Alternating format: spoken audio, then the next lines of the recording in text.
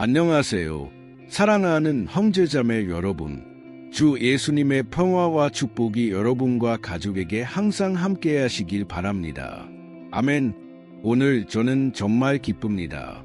하나님께서 제 마음에 놓아주신 강력한 말씀을 전해드리려고 합니다. 이 영상을 끝까지 보시면 여러분의 삶이 변화될 것이라고 확신합니다. 저를 믿으시고 무엇보다 주 예수님의 말씀을 믿어주세요.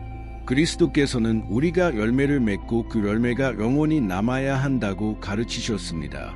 형제자매 여러분, 그리스도인에게 가장 중요한 것은 어떻게 시작하느냐가 아니라 어떻게 끝내느냐입니다. 그래서 오늘 저는 여러분에게 하나님과 함께하는 여정에서 인내하라고 격려하고 싶습니다. 여러분이 믿음 생활을 잇는 10년, 30년 했든 아니면 일주일 전이나 며칠 전에 시작했든 상관없습니다. 중요한 것은 믿음을 지키고 생의 마지막까지 달려가는 것입니다. 이것이 사도 바울이 그의 생의 마지막에서 강조한 것입니다. 형제자매 여러분, 이것이 진정으로 중요한 것입니다. 저는 하나님과 동행하기 시작하고 교회에 다니기 시작했을 때를 기억합니다. 어느 순간 제 마음속에 교만이 생겼습니다. 그 교만과 자만심이 말이죠. 저는 이렇게 생각하기 시작했습니다. 우리 동네에서 나와 같은 나이대의 하나님을 이렇게 열심히 찾는 사람은 아무도 없어. 저는 수요일 예배에 참석했고 금요일 예배에도 참석했으며 주일 아침과 저녁 예배에도 참석했습니다. 성경을 많이 읽었고 주님에 대한 갈망이 컸습니다. 하지만 어느 순간 그 작은 교만이 제 마음속에서 자라나기 시작했습니다. 그래서 저는 하나님께 기도하며 말씀으로 저에게 말씀해 주시기를 구했습니다. 저는 성경을 펼쳐서 나오는 말씀이 하나님께서 저에게 하시는 말씀이라고 믿는 습관이 있었습니다. 때로는 그 말씀이 제게 불편하거나 마음에 들지 않을 때도 있었지만 저는 하나님께서 그 말씀을 통해 저를 인도하실 것이라고 믿었습니다. 제가 이전에 이에 대해 영상을 만든 적도 있는데 우리는 하나님의 임재 안에서 깊이 들어가고 영적으로 성숙해져야 합니다. 그래야 이런 순간에만 의존하지 않게 됩니다. 성경을 공부하는 것이 중요합니다. 왜냐하면 그것이 우리 믿음의 기초이기 때문입니다. 예수님은 은혜와 지식에서 자라나셨고 우리도 그렇게 해야 합니다. 하나님께서 말씀하셨습니다. 내 백성이 지식이 없으므로 망하는도다. 호세아 4:6. 이해되시나요? 형제자매 여러분, 그리고 어떤 일이 일어났는지 아시나요? 저는 교회 문 앞에 서서 하나님께 말씀으로 저에게 말씀해 주시기를 구했습니다. 그리고 손가락으로 성경을 펼쳤는데 요한복음 15장 16절에 이르렀습니다. 예수님께서 말씀하셨습니다. 너희가 나를 택한 것이 아니요 내가 너희를 택하여 세웠나니 이는 너희로 가서 열매를 맺게 하고 또 너희 열매가 항상 있게 하려 함이라. 그 순간 하나님께서 저에게 강력하게 말씀하셨습니다. 하나님은 우리의 믿음과 우리가 있는 수준에 따라 일하십니다. 그 당시 저는 하나님께서 말씀을 통해 저에게 말씀하실 것이라고 믿었고 하나님은 그렇게 하셨습니다. 예수님께서는 제가 하나님을 찾고 있다고 생각했지만 사실은 하나님께서 저를 선택하셨다는 것을 보여주셨습니다. 그것은 저를 자유롭게 했습니다. 제가 하나님을 향한 모든 갈망은 사실 하나님께서 제 마음에 심어주셨다는 것을 깨달았습니다. 제가 예수님을 받아들이고 회개하고 제 삶을 그분께 드린 것은 모두 하나님께서 시작하신 일이었습니다. 그분이 저를 먼저 선택하셨습니다. 이해되시나요? 그리고 제가 왜 이것을 여러분과 나누는지 아시나요? 왜냐하면 우리의 마음은 종종 하나님으로부터 멀어지기 쉽기 때문입니다. 성경은 예레미야 17장 9절에서 이렇게 말씀합니다. 만물보다 거짓되고 심히 부패한 것은 마음이라 누가 능히 이를 알리오마는 예레미야 선지자는 우리의 마음이 하나님을 찾는 것이 아니라 멀어지려는 경향이 있다고 경고합니다. 그래서 우리는 매일 하나님께 의지하며 우리의 죄를 회개하고 교만과 자만심, 허영심을 버려야 합니다. 이해되시나요? 제가 말씀드린 것 중에서 여러분과 공감되는 부분이 있을 것입니다. 오늘 저는 여러분의 마음을 하나님의 마음과 일치시키기 위해 도움이 되는 말씀을 전하려고 합니다. 왜냐하면 여러분도 모르는 사이에 여러분의 마음이 하나님으로부터 멀어지고 있을 수 있기 때문입니다. 우리는 종종 우리가 피해자라고 생각하지만 사실 우리는 우리 자신의 최악의 적일 수 있습니다. 그리고 우리는 이것에 대해 매우 조심해야 합니다. 성경에서 두 가지 예를 들어 여러분에게 우리의 마음이 어떻게 하나님으로부터 멀어지는지 보여드리겠습니다. 오늘은 여러분을 직면하게 할 메시지이지만 동시에 여러분의 삶을 변화시킬 것입니다. 시작하기 전에 한 가지 부탁드립니다. 여기 처음 오신 분이라면 아래에 있는 구독 버튼을 클릭하고 알림을 설정해 주세요. 모두 옵션을 선택해 주시기 바랍니다. 제가 매일 간단하고 실천적인 방법으로 성경을 이해하는 데 도움을 드리고 싶기 때문입니다. 하나님께 영광을 돌립니다. 시작해 보겠습니다.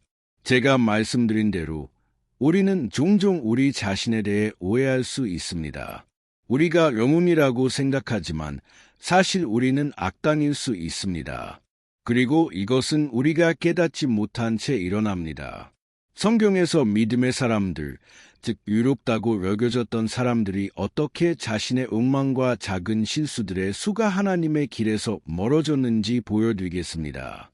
먼저 예수님 시대의 종교 지도자들인 바리새인들에 대해 생각해 보겠습니다. 그들은 성경을 잘 알고 있었고 11조를 드렸으며 일주일에 2-3번 금식했습니다. 그들을 보는 사람들은 정말로 이 사람들은 하나님의 사람들이구나 라고 생각했습니다. 하지만 형제자매 여러분, 내복음서, 마태복음, 마가복음, 누가복음, 요한복음에서 우리는 이 사람들이 예수님의 주요 반대자였다는 것을 알 수 있습니다. 흥미로운 점은 그들이 처음부터 그렇게 시작하지 않았다는 것입니다. 그들은 성경에 대한 진실한 열정을 가지고 있었고 학자들이었으며 하나님의 모든 명령을 지키려고 노력했습니다. 성경은 예수님이 12살 때 이 사람들과 상의하시고 질문을 하시며 가르치셨다고 기록합니다. 그들은 경건한 사람들이었지만 영적인 교만, 제 생각에 가장 나쁜 종류의 교만이 그들을 다른 사람들보다 우월하다고 생각하게 만들었습니다.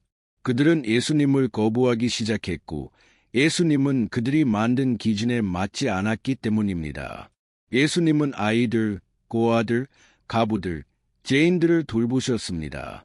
예수님은 세리인 삭개오의 집에서 식사하셨고 그 종교 지도자들은 그것을 참을 수 없었습니다.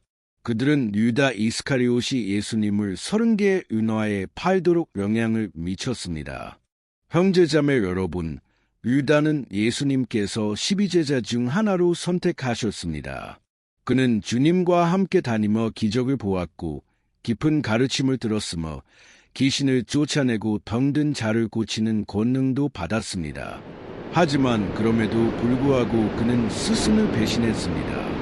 요한복음 12장 3-6절에 따르면 유다는 제자들의 돈주머니를 관리했고 그 안에 들어있는 돈의 일부를 훔쳤습니다. 그는 하루아침에 배신자가 된 것이 아닙니다. 그는 작은 일부터 시작하여 자신이 그럴 자격이 있다고 생각했고 깨닫지 못하는 사이에 그의 마음이 굳어졌습니다. 형제자매 여러분, 이것은 우리에게도 일어날 수 있습니다. 우리는 얼마나 자주 우리 삶의 작은 부분에서 안보합니까? 여기저기 죄를 짓고 거짓말을 하고 회개하지 않습니다. 성경은 작은 여우들이 포도원을 망친다. 아가 2시 15분 꼭 말씀합니다. 그러니 이 작은 일탈에 주의하십시오.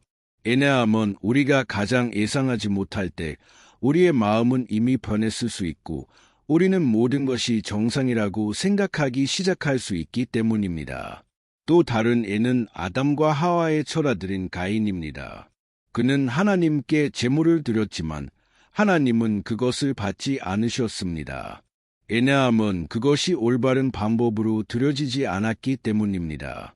가인은 화가 났고 하나님은 그에게 경고하셨습니다. 가인아, 제가 내 문 앞에 엎드려 있느니라. 너는 그것을 다스릴지니라. 창세기사 7. 하지만 가인은 그 경고를 무시하고 결국 그의 동생 아벨을 죽였습니다. 형제자매 여러분, 유다와 가인처럼 우리는 우리가 피해자라고 생각하는 잘못된 생각을 품을 수 있습니다. 하지만 사실 우리는 우리의 잘못을 인정하고 하나님 앞에서 겸손해야 합니다. 우리는 이렇게 기도해야 합니다. 주님, 저에게 자비를 베풀어 주세요. 저는 합당하지 않지만 주님의 임재와 변화가 필요합니다. 형제자매 여러분, 죄는 우리를 붙잡고 우리가 깨닫지 못하는 사이에 우리를 노예로 만듭니다. 이것은 거미줄과 같습니다. 희생자가 깨달을 때쯤이면 이미 그물에 걸려 있습니다. 적은 우리 주위를 돌며 우리를 삼키려고 합니다. 베드로전서 5:8. 우리는 깨어 있어야 하고 기도해야 하며 매일 하나님을 찾아야 합니다. 이 메시지에 감동을 받으셨다면 댓글로 하나님, 제 마음이 주님 앞에서 겸손하기를 원합니다. 라고 적어주세요. 이 영상을 친구들과 가족들과 공유해 주세요. 이제 함께 기도해 보겠습니다. 주님, 우리 하나님, 아버지, 우리 삶에 행하신 모든 일에 감사드립니다. 오늘 우리는 우리의 상태를 돌아보고 우리가 종종 실패하지만 주님의 사랑은 변함없이 신실하심을 깨달았습니다. 주님, 우리의 교만, 허영심, 그리고 우리를 주님으로부터 멀어지게 한 모든 죄를 회개해야 합니다. 우리가 끝까지 믿음 안에서 우리의 관계와 주님과의 동행 안에서 신실할 수 있도록 도와주소서. 병든 자를 고치시고 포로된 자를 자유롭게 하시며 슬픈 자를 위로해 주소서. 예수님의 이름으로 모든 질병, 고통, 저주가 이제 깨지기를 선포합니다. 주님의 자비와 은혜에 감사드립니다. 예수님의 이름으로 기도합니다. 아멘. 하나님께 영광을 돌립니다. 저는 하나님께서 여러분의 삶을 위해 놀라운 계획을 가지고 계시다고 믿습니다. 여러분이 첫걸음을 내딛기만 하면 됩니다. 이 메시지는 간단하지만 여러분의 삶에 깊은 축복을 가져다 줄 것입니다. 하나님께서 여러분을 축복하시길 바랍니다. 다음 영상에서 뵙겠습니다.